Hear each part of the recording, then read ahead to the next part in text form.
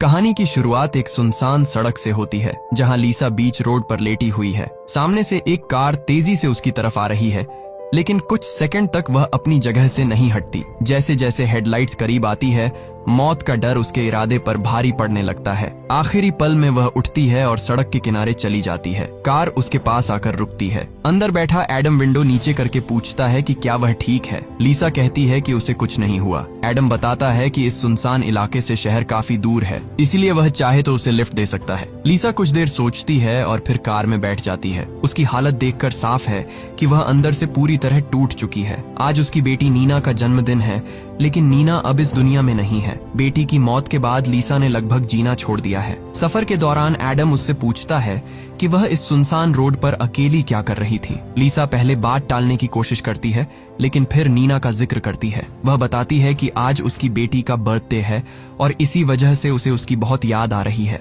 Adam समझ जाता है कि लीसा सड़क के बीच क्यों लेटी थी। वह उससे पूछता है कि क्या वह मरना चाहती थी। लीसा जवाब देती है कि वह सच में मरना नहीं चाहती, वह बस किसी तरह एक बार अपनी बेटी से मिलना चाहती है। कुछ देर बाद कार के रेडियो पर एक न्यूज रिपोर्ट शुरू होती है। पुलिस एक डेंजरस मर्डर सस्पेक्ट की तलाश कर रही है। रिपोर्ट में बताया जाता है कि वह एक ब्राउन कार चला रहा है और उसके दाहिने हाथ पर क्रॉस का टैटू बना है। ये सुनते ही लीसा चुपचाप एडम के हाथ की तरफ देखती है। उसके हाथ पर बिल्कुल वैसा ही क्रॉस बना हुआ है। अब उसे शक हो जाता है कि रेडियो पर जिस आदमी की बात हो रही है वह एडम ही है। वह अपनी घबराहट छिपाने की कोशिश करती है, लेकिन एडम उसके चेहरे का बदला हुआ भाव देख चुका है। लीसा अभी समझ ही रही होती है कि खुद को कैसे बचाया जाए, तभी एडम अचानक जोर से ब्रेक लगा देता है। उसका सिर तेजी से डैशबोर्ड से टकराता है और वह बेहोश हो जाती है। जब लीसा की आंख खुलती है तो कार, रोड और एडम सब गायब होते हैं। अब वह एक छोटे से मेटल चेंबर में बंद है। जगह इतनी तंग है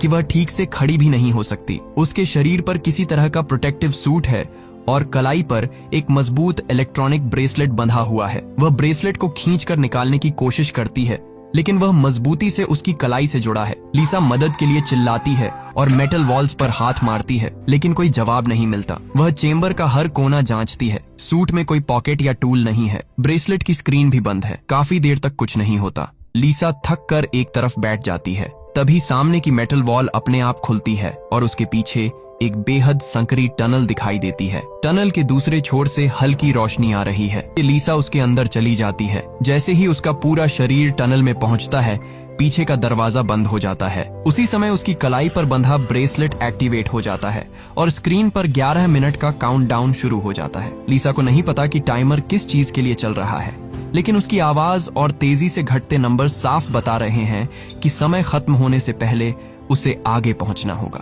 वह हाथों और घुटनों के बल रेंगते हुए रोशनी की तरफ बढ़ने लगती है। कुछ दूरी तय करने के बाद सामने वाला रास्ता बंद होने लगता है। वह तेजी से वहां पहुंचने की कोशिश करती है, लेकिन मुख्य ओपनिंग उसके पहुंचने से पहले ही पूरी तरह सील हो जाती है। अब बगल में एक और रास्ता दिखाई देता है, लेकिन वह पहले से भी ज्यादा पतला है। पीछे लौटने का रास्ता बंद है, इसीलिए लीसा शरीर को मोड़कर किसी तरह उस संकरी जगह में घुसती है। टनल की वॉल्स दोनों तरफ से उसके शरीर से टकरा रही है। कई बार उसका सूट मेटल में फंसता है, लेकिन वह खुद को छुड़ाकर आगे बढ़ती रहती है। कुछ दूरी के बाद रास्ता थोड़ा खुलता है और उसके सामने 2 लेवल्स दिखाई देते हैं। एक रास्ता ऊपर से जा रहा है और दूसरा नीचे से। उसे समझ नहीं आता कि सही रास्ता कौन सा है, इसीलिए वह ऊपर वाला सेक्शन चुनती है। जैसे ही वह आगे बढ़ती है, नीचे का मेटल फ्लोर धीरे धीरे ऊपर उठने लगता है। अगर वह समय रहते बाहर नहीं निकली तो पूरा सेक्शन उसे बीच में क्रश कर देगा। लीसा अपने हाथों और घुटनों के सहारे तेजी से आगे बढ़ती है। ऊपर और नीचे की प्लेट्स लगातार करीब आ रही है। आखिरी पल में उसका हाथ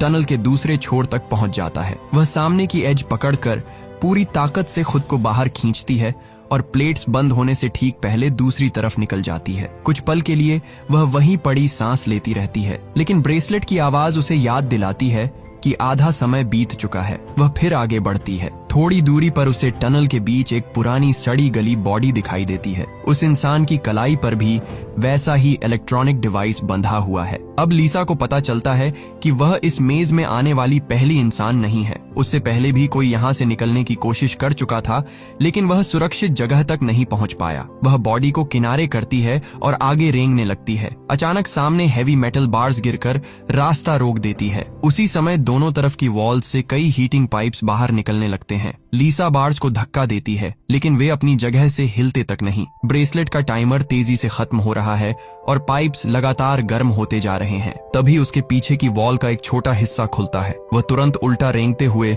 उस कंपार्टमेंट में घुस जाती है। उसके अंदर पहुंचते ही सामने एक ट्रांसपेरेंट डोर बंद हो जाता है। टाइमर 0 पर पहुंचते ही हीटिंग पाइप से तेज आग निकलती है और पूरी टनल कुछ ही सेकंड में लपटों से भर जाती है। लीसा सेफ कंपार्टमेंट के अंदर बैठी सब कुछ देखती रहती है। अगर वह कुछ सेकंड और बाहर रहती तो जिंदा जल जाती। कुछ देर बाद आग बंद हो जाती है और पाइप्स वापस वॉल्स के अंदर चले जाते हैं। ट्रांसपेरेंट डोर खुलता है, लेकिन लीसा बाहर आने की हिम्मत नहीं करती। तभी कंपार्टमेंट की पीछे वाली वॉल आगे बढ़ने लगती है और उसे जबरन वापस टनल में धकेल देती है। उसके बाहर आते ही ब्रेसलेट पर फिर से 11 मिनट का काउंटडाउन शुरू हो जाता है। इस बार टनल की सीलिंग नीचे आने लगती है और उसके शरीर के बिल्कुल करीब रुकती है। ऊपर और नीचे के बीच केवल इतनी जगह बची है कि वह पीठ के बल लेटकर धीरे धीरे आगे खिसक सके। लीसा कुछ देर वहीं पड़ी रहती है। हर नया रास्ता पिछले रास्ते से ज्यादा खतरनाक है और उसे नहीं पता कि आगे कौन सा ट्रैप इंतजार कर रहा है, लेकिन टाइमर की आवाज साफ कर देती है कि वहां रुकना भी सुरक्षित नहीं है। तंग पैसेज खत्म होते ही लीसा पानी से भरे एक चेंबर में पहुंचती है। लगातार रेंगने के कारण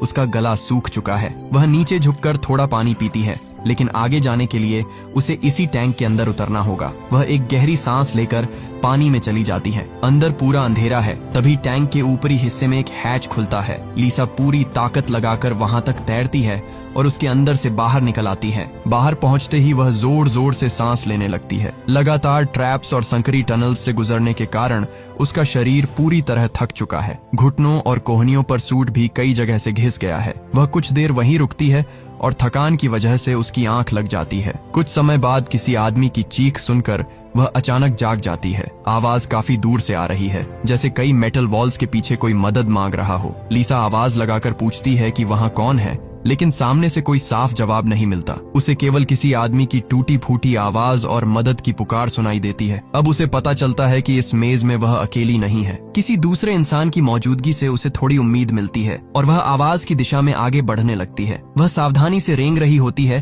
तभी उसके ठीक नीचे का मेटल पैनल अचानक खुल जाता है। उसके अंदर एक गहरा पिट है जो तेज एसिड से भरा हुआ है। लीसा समय रहते दोनों किनारे पकड़ लेती है और उसमें गिरने से बच जाती है। यह पता लगाने के लिए कि लिक्विड कितना डेंजरस है, वह अपने सूट का एक छोटा टुकड़ा काटकर उसमें डालती है। कपड़ा कुछ ही सेकंड में गल जाता है। पिट को पार करने के लिए कोई ब्रिज या अलग रास्ता नहीं है, इसलिए लीसा दोनों हाथ और पैर साइड वॉल्स पर टिकाती है और धीरे धीरे आगे खिसकने लगती है। बीच रास्ते में उसका एक घुटना नीचे एसिड को छू जाता है। सूट उसे पूरी तरह गलने से बचा लेता है, लेकिन घुटने पर गहरा वूंड बन जाता है। दर्द के बावजूद वह बैलेंस बनाए रखती है और किसी तरह दूसरी तरफ पहुंच जाती है। अब मदद की आवाज पहले से ज्यादा साफ सुनाई दे रही है। कुछ आगे जाने पर उसे एक मेटल ग्रिड दिखाई देती है। उसके दूसरी तरफ भी वैसी ही ग्रिड है और उसके पीछे एक आदमी बैठा हुआ है। उसने भी लीसा जैसा सूट पहना है और उसकी कलाई पर भी इलेक्ट्रॉनिक ब्रेसलेट बंधा है। लीसा उससे कहती है कि वे दोनों एक जैसी जगह में फंसे हैं और अगर साथ मिलकर कोशिश करें तो बाहर निकल सकते हैं, लेकिन उस आदमी की मानसिक हालत ठीक नहीं लगती। कभी वह लीसा पर चिल्लाता है, फिर अगले ही पल माफी मांगने लगता है। वह बार बार कहता है कि वे वापस आएंगे और दोनों को मार देंगे। लीसा उससे शांत रहने को कहती है,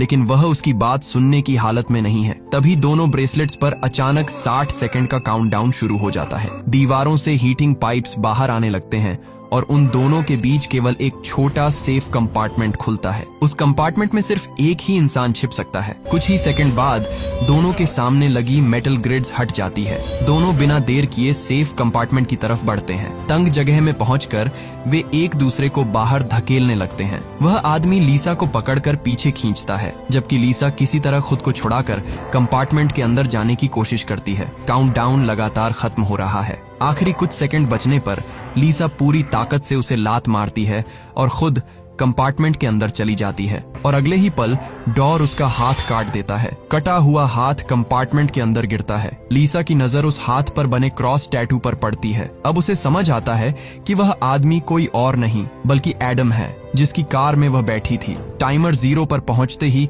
बाहर की टनल आग से भर जाती है। आग बंद होने के बाद हीटिंग पाइप्स वापस दीवारों में चले जाते हैं। तभी कंपार्टमेंट के एक छोटे पैसेज से स्कल जैसी शक्ल वाला मैकेनिकल क्रीचर बाहर आता है। लीसा पहले उससे डरकर पीछे हटती है, लेकिन वह उस पर हमला नहीं करता। उसके अंदर से छोटे टूल्स बाहर आते हैं और एसिड से जले हुए घुटने का इलाज करने लगते हैं। टूल लीसा के सूट से कनेक्ट हो जाता है। कनेक्शन होते ही लीसा के दिमाग में कार वाली घटना की टूटी हुई मेमोरीज लौटने लगती है। अब उसे याद आता है कि रेडियो पर सस्पेक्ट की खबर सुनने के बाद उसने एडम के हाथ पर क्रॉस टैटू देख लिया था। जब एडम को पता चला कि लीसा उसकी सच्चाई जान चुकी है तो उसने उस पर हमला कर दिया। दोनों के बीच झड़प हुई और एडम ने नाइफ से लीसा के शरीर पर वार कर दिया। इसके बाद उसने उसे रोड के किनारे फेंक दिया। घायल हालत में जमीन पर पड़ी लीसा ने आसमान से नीचे आती एक तेज सफेद रोशनी देखी थी। इसके बाद उसकी मेमोरी खत्म हो जाती है। इस फ्लैशबैक से यह पूरी तरह साफ नहीं होता कि एडम के हमले में लीसा की मौत हो गई थी या उस सफेद रोशनी ने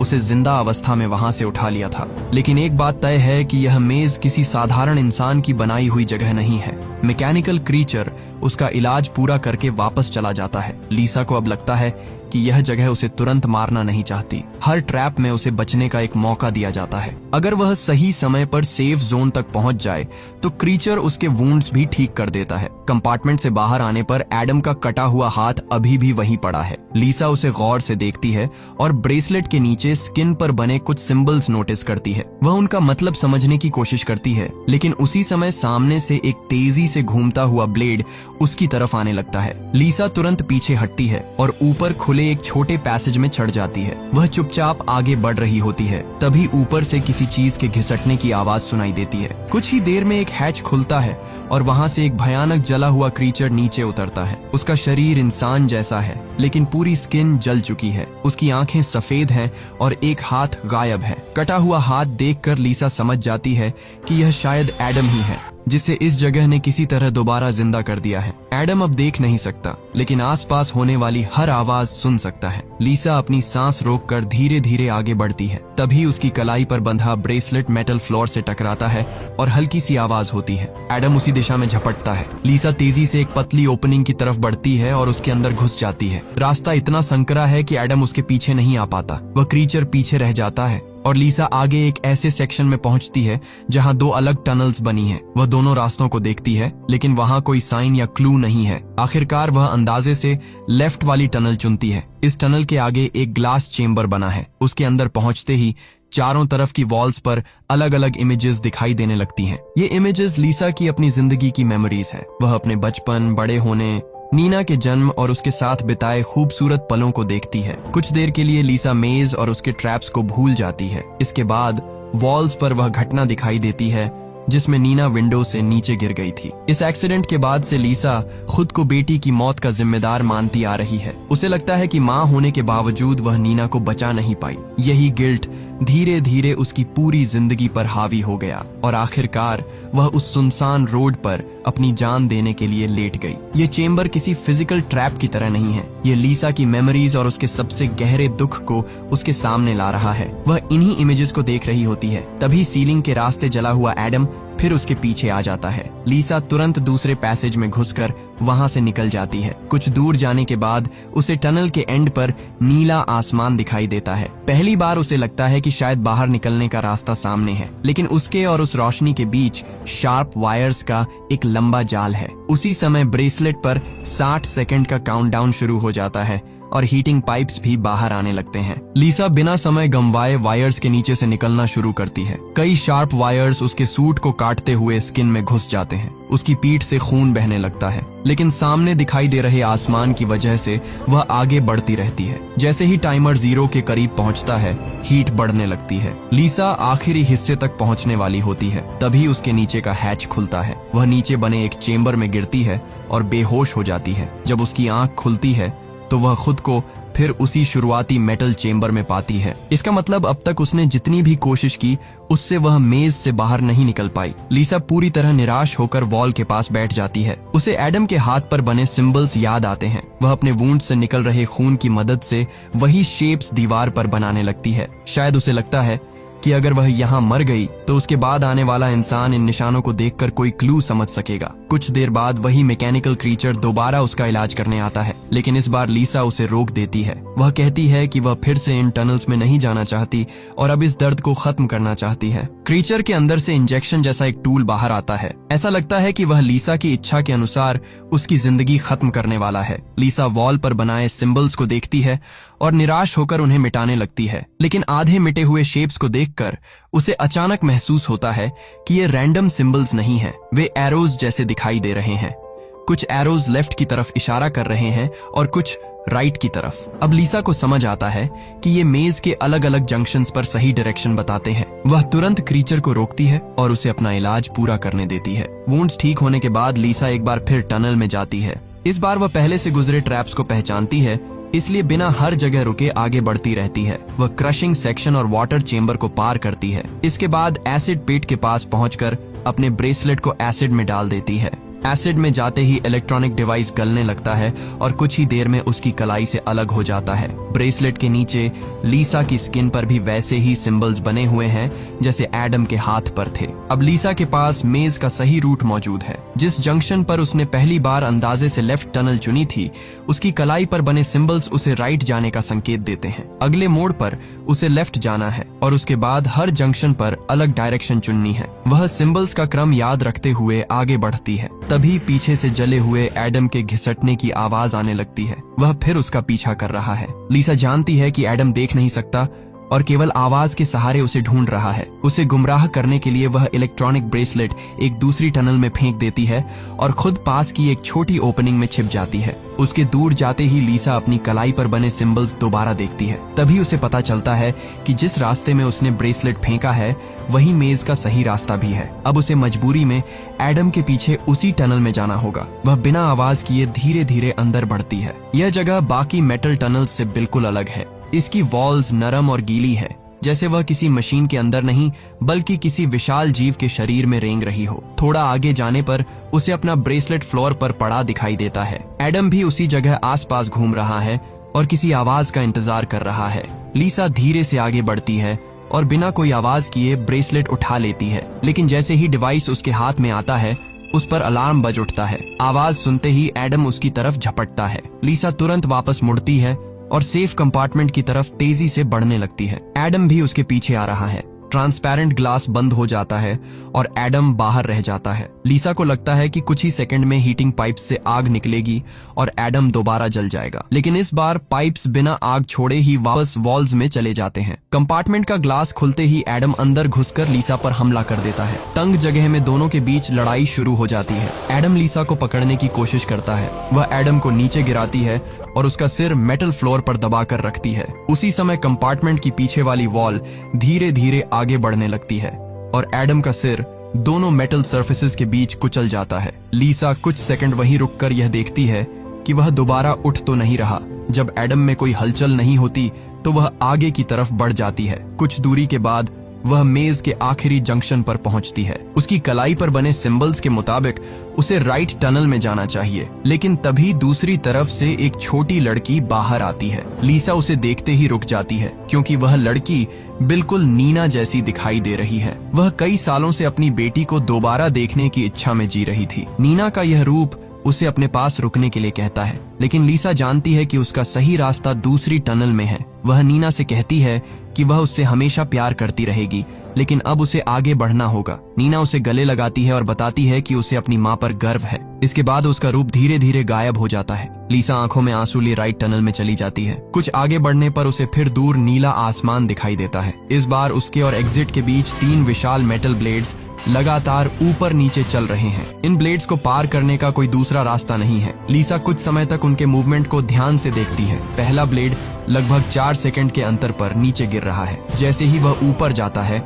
लीसा तेजी से उसके नीचे से निकलकर दूसरी तरफ पहुंच जाती है। अब उसके सामने दूसरा ब्लेड है जो लगभग 3 सेकंड के अंतर पर गिर रहा है। वह उसकी टाइमिंग भी समझती है और सही मौका मिलते ही उसे पार कर लेती है। आखिरी ब्लेड सबसे तेज है। वह हर 2 सेकंड में नीचे गिर रहा है और उसे पार करने के लिए बहुत कम समय मिल रहा है। लीसा कुछ देर अपनी सांस संभालती है। फिर जैसे ही ब्लेड ऊपर जाता है, वह पूरी ताकत से आगे छलांग लगा देती है। उसका शरीर दूसरी तरफ पहुंच जाता है, लेकिन उसका एक पैर ब्लेड की चपेट में आ जाता आता है और कटकर अलग हो जाता है। दर्द से लीसा वहीं गिर जाती है। उसके शरीर से तेजी से खून निकल रहा है, मगर एग्जिट अब कुछ ही दूरी पर है। वह अपने हाथों के सहारे खुद को आगे खींचती है। आखिरकार वह नीले आसमान के बिल्कुल करीब पहुंच जाती है। वह आसमान असली नहीं है। उसके सामने एक स्क्रीन लगी हुई है जिस पर खुले नीले आसमान का वीडियो चल रहा है। ब्रेसलेट का टाइमर खत्म होने वाला है। वॉल्स से हीटिंग पाइप्स बाहर आने लगते हैं, लेकिन अब लीसा में भागने या किसी सेफ कंपार्टमेंट को ढूंढने की ताकत नहीं बची है। वह स्क्रीन के पास बैठ जाती है